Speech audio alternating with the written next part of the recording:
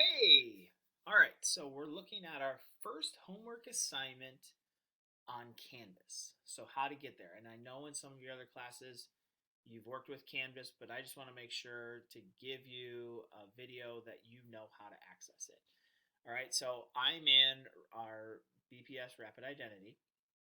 And if I click right here on Canvas, it's going to bring me to a nice dashboard that's going to have a list of my courses. So these are some of my courses that I have, and you should see some of these courses as well. So if I click right here on Math 7, it's going to bring me to this nice home page, this view right here of where I can access all my information.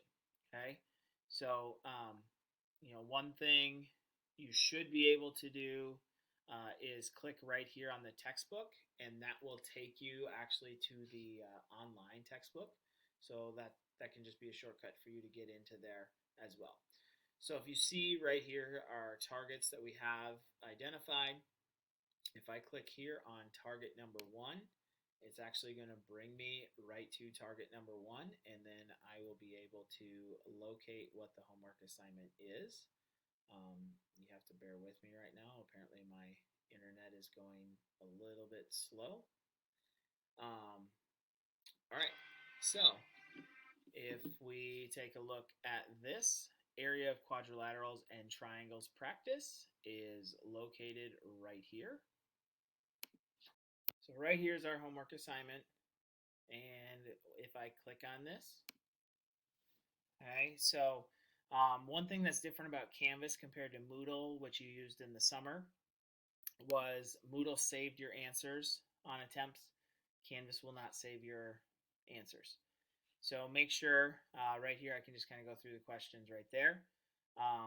And here, answer the questions. Make sure you're writing your answers down on a piece of paper that's next to you, labeling it, which question number it is, or take a screenshot at the end. But because this is pretty long, that's a lot of screenshots. So I would recommend that you're writing it down on a piece of paper. Answer all of the questions. Once you get down to the bottom, you'll click the submit button. If you're not happy with your score, then I would suggest that you go back in and reattempt it. Fix the ones that you got wrong. Make sure you put in the correct answers for the ones that you got correct. So make sure you're grading it on that piece of paper that you got. Okay? If you have any questions, please feel free to reach out and ask. All right. You got this.